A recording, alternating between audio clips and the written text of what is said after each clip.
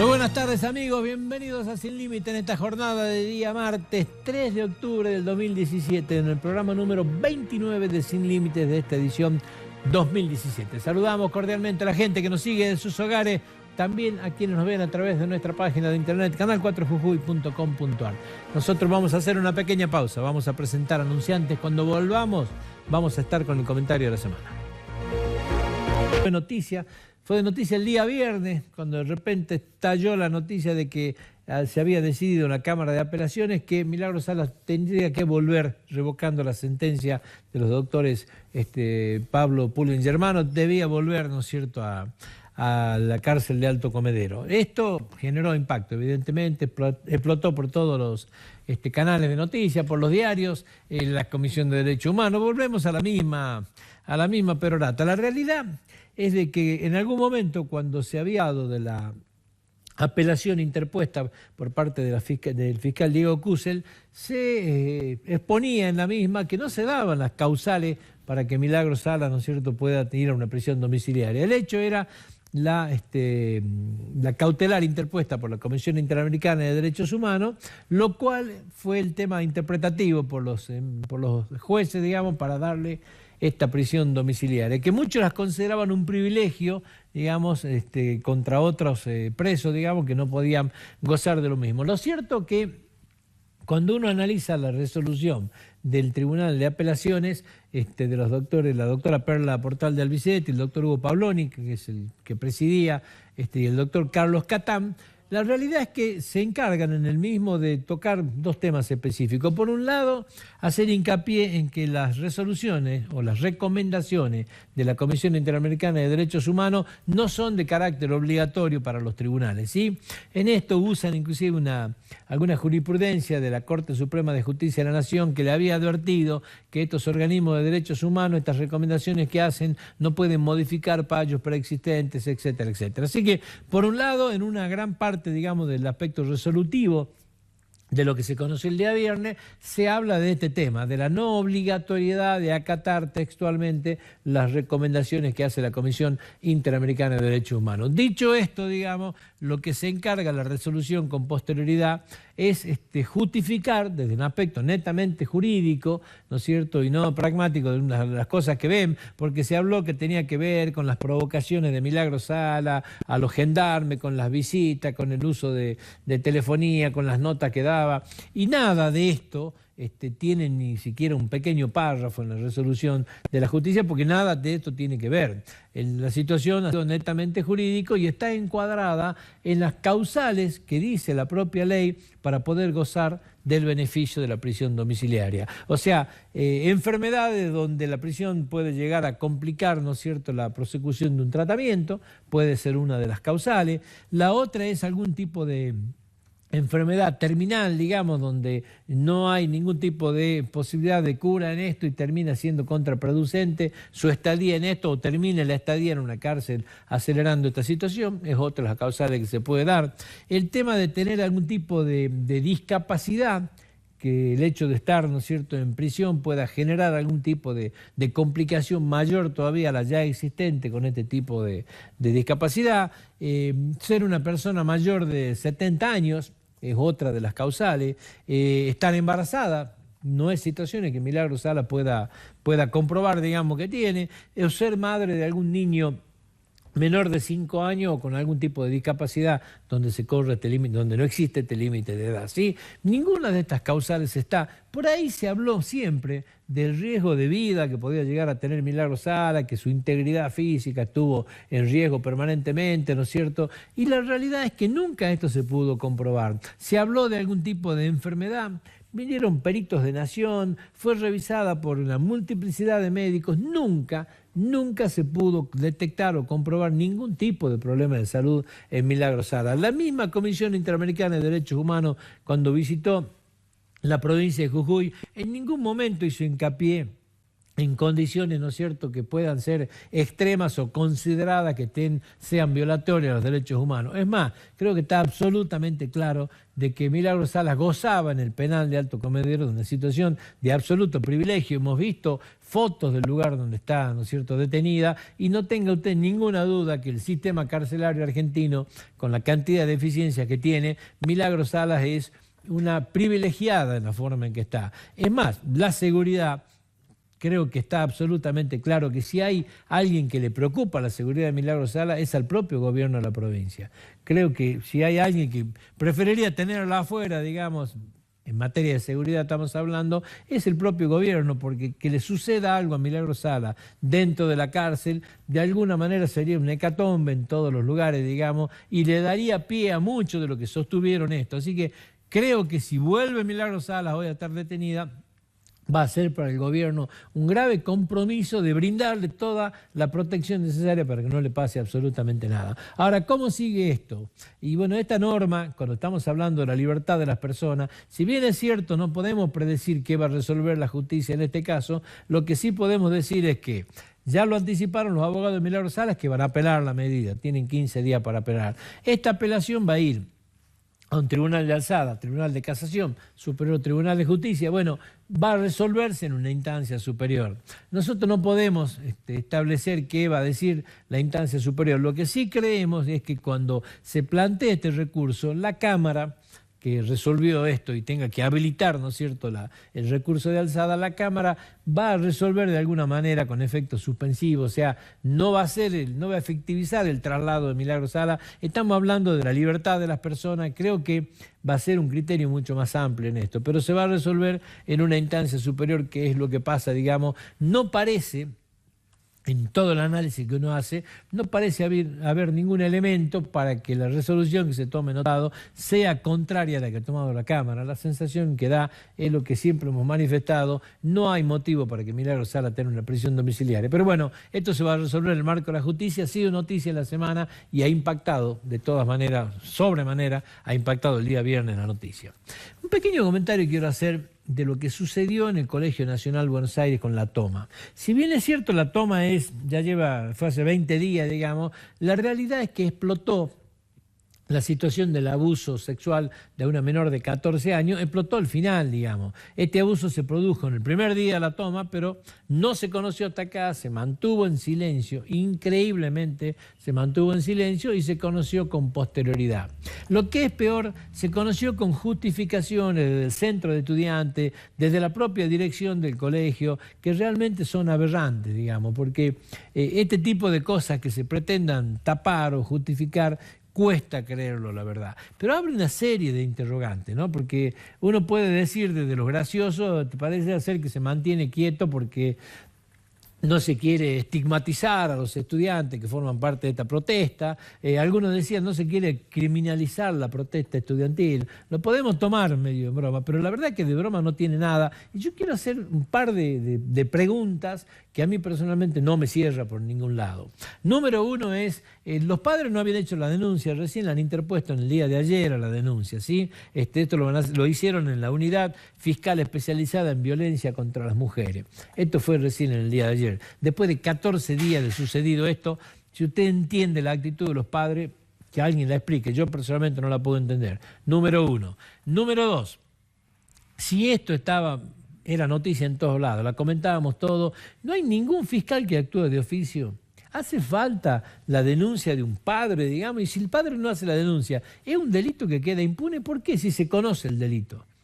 No tienen que actuar un fiscal de oficio. No termino de entender cuál es la actitud de los fiscales en este caso. Estoy seguro que sí, claro que tienen que actuar. Ahora, la cantidad de organismos que cada vez que se celebra algún día en particular que tiene que ver con la mujer, con los derechos, se manifiestan, pintan paredes, salen a la calle. Nadie ha dicho una palabra de esto. A nadie le ha preocupado los derechos de esta niña de 14 años. Nadie dijo una palabra cuando veíamos todo con una pasmosidad lo que estaba pasando, todo en silencio, todo ocultando esto. A nadie se le ocurrió plantear algo. ¿Dónde ¿Dónde estaban los organismos que son tan diligentes para salir y pintar paredes, agarrar la catedral y pintarla? ¿Dónde estaban en este momento que nadie dijo una palabra de este tema? ¿O qué pasa? ¿No había una cuestión ideológica en el medio que no nos animábamos a hablar para no tocar algún interés? ¿Nadie toca los intereses de los alumnos por temor a qué? ¿A ser escrachados de nuevo? ¿Cuándo vamos a empezar a terminar con estos temores, digamos, donde antes cuando uno se expresaba en contra, ¿no es cierto?, de esta situación, capaz que te agarraban en 4 o 5 programas que existían y te terminaban paseando por cada uno de ellos? Honestamente no termino de entender qué es lo que pasa y por qué se callaron de esta manera. Pero bueno, lo dejo como una inquietud. Hoy la denuncia está hecha, la justicia va a empezar a actuar, si Dios quiere. El Ministerio de Trabajo de la provincia de Jujuy, en una resolución del día 29 de septiembre, concretamente la resolución número 209 de la Dirección Provincial del Trabajo del año 2017, dio por verificada las infracciones donde habían sido denunciadas oportunamente por la asociada de esa institución, integrante de la comisión directiva, Hilda Soto. Estoy hablando de ATSA, estoy hablando del Instituto Miriam Gloss, donde habían denunciado que todos los empleados estaban en condiciones, no estaban registrados, estaban en negro, cobraban menos de lo que marca, ¿no es cierto?, la ley, y era una entidad gremial que tenía todos los empleados en negro, ¿sí? Esto había sido denunciado, le terminó costando en la última semana la suspensión a Hilda Soto, ¿no es cierto?, de ATSA por el perjuicio que le origina, ¿no es cierto?, al gremio, y etcétera, etcétera. La realidad es que esta resolución del Ministerio de Trabajo ha dado ya por comprobada esta situación. Número 1, le ha dado viabilidad a los sectores contables, los sectores jurídicos, para que lleven adelante la cuantificación de cuál es el daño que se le ha generado, para llevar adelante las acciones concretas para el recupero, para el resarcimiento que tiene que tener la institución por lo que está pasando. Por otro lado, de manera solidaria la ha hecho responsable a su titular Yolanda Canchi de lo que ha pasado, con lo cual lo que está diciendo es la clara responsabilidad que tiene Yolanda Canchi en las decisiones que se han tomado de esta manera, ¿sí? Ha intimado a regularizar esta situación a ATSA a través de la comunicación correspondiente mediante el cédula de notificación. Ahora, me pregunto, ¿qué más tiene que pasar para que alguien actúe en este caso? ¿Cómo puede ser posible que Hilda Soto se maneje en sola contra un gremio que está absolutamente claro, ¿no es cierto?, que ha sido cooptado por gente que tiene algo que ocultar? Por eso la aprobación del balance se hace en La Quiaca, un día de semana a las 11 de la mañana, tratando de que no haya nadie.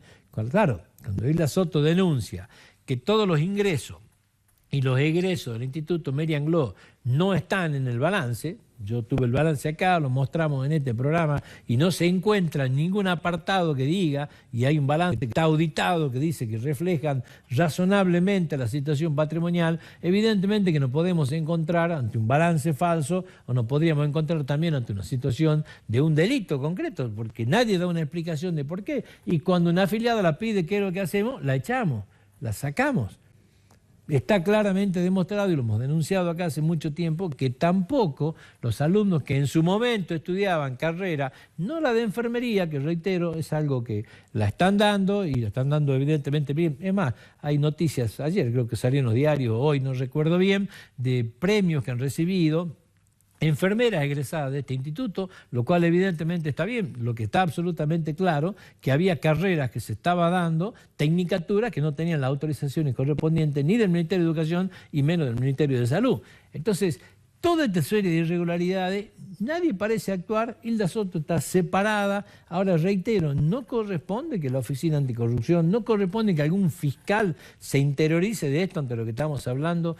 Y lo que no termino de entender, vuelvo a lo mismo anterior, ¿no? ¿Qué tiene que suceder en esto? Acá hay hasta denuncia de esto, y la realidad es que, claro, termina la que no tiene cómo defenderse, la que no tiene la voz esa que cuesta hacerse escuchar, es la que termina siendo atacada. Hay alguien que parece que quiere apañar este tipo de situación. Pero esto se está dando, y la justicia está actuando, y el Ministerio de Trabajo ya se ha expedido también. Fue el día 29 de septiembre, ha sido noticia la semana pasada.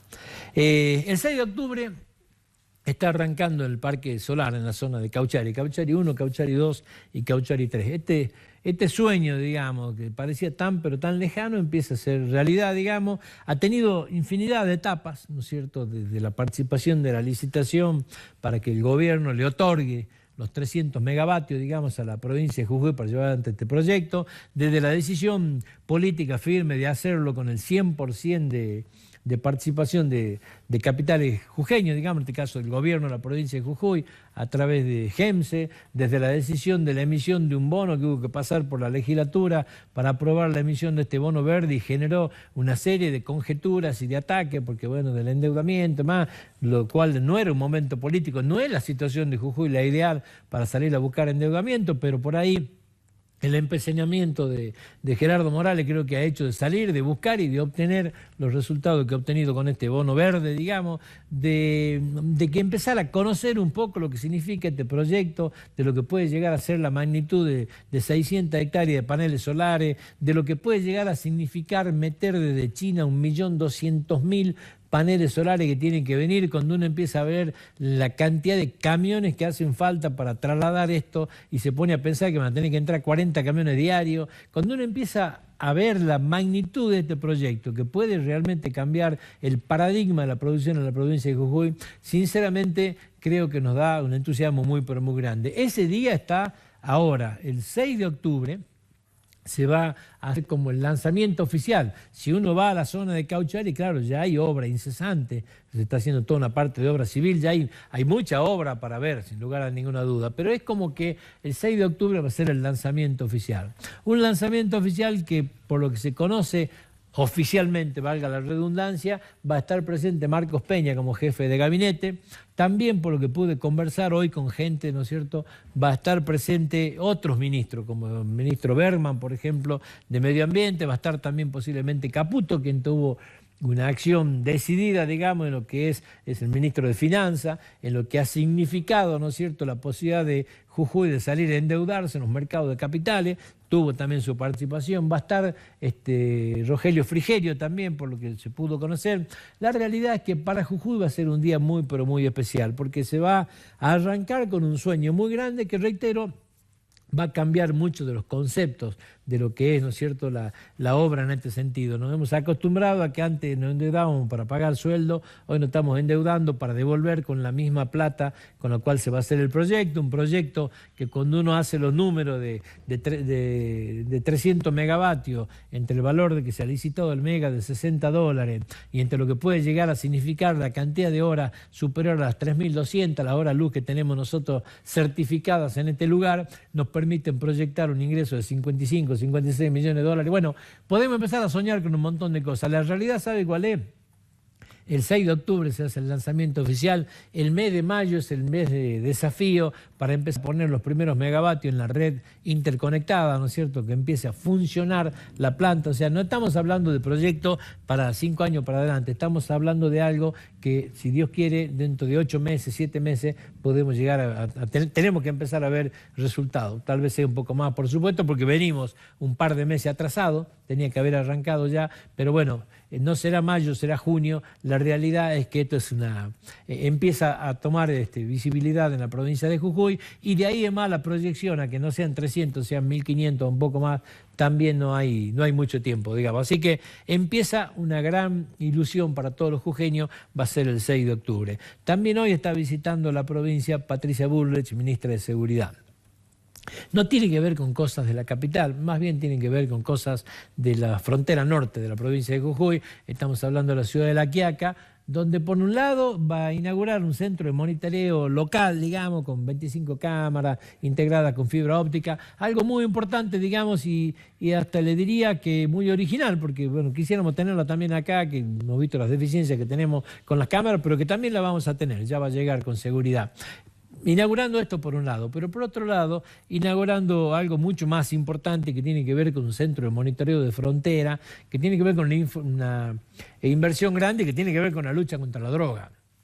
Desde ya que esto es lo importante. La frontera norte argentina, Jujuy y Salta, se ha demostrado que es un lugar, ¿no es cierto?, donde el paso de la cocaína, sobre todo, no tanto la marihuana, que es más del NEA, digamos, se ha hecho trascendental. Lo que buscamos con esto, ¿no es cierto?, es tener la frontera mucho más controlada, mucho más protegida, y que lo que hoy vemos que todos los días se empieza a secuestrar droga, bueno, evidentemente que se va a transformar, empezar a transformar en un lugar donde para los narcotraficantes no sea sencillo pasar por acá y no se busque esto. Claro que cuando estas cosas pasan se empiezan a buscar alternativas.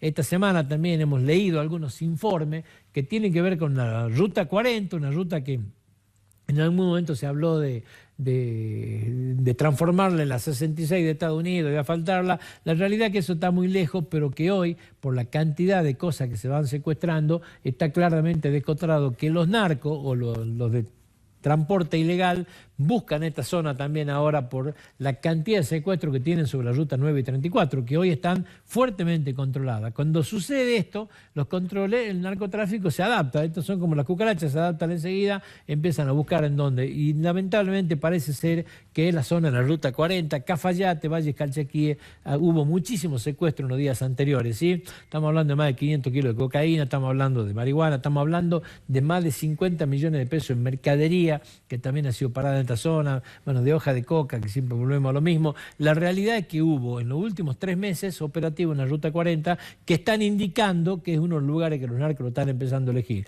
¿Por qué? Porque va mejorando este tipo de controles, ¿no es cierto?, en esta zona. Lo que era el ingreso sencillo por la frontera norte, bueno, se empieza a trabajar. Por este motivo, Patricia Bullrich está acá en la provincia de Jujuy inaugurando este centro, ¿no es cierto?, en el día de hoy, donde se va a tecnificar la frontera y se tiene que hacer en todos lados. De la misma manera, el otro día le contábamos los barcos, o sea, las lanchas importantes que se están comprando, artilladas de mucha velocidad que se están comprando para el Paraná, por lo que significa, ¿no es cierto?, el ingreso de marihuana en esta zona, donde Misiones, donde Corrientes, evidentemente son lugares estratégicos para el ingreso de la marihuana. Recordarán ustedes lo que pasó con Itatí, donde está preso el intendente y el viceintendente, y era un paraíso, digamos, del ingreso de la marihuana al país, lamentablemente. Pero bueno, estas cosas pasan cuando la dejadez llega, cuando se empieza a trabajar fuertemente en la frontera, y hoy lo que se está inaugurando es eso.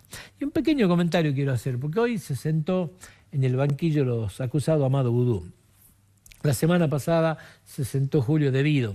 No sé si las pruebas podrán ser contundentes como para condenarlos o no, y no sé si son condenables, digamos, lo tendrá que dirimir la justicia.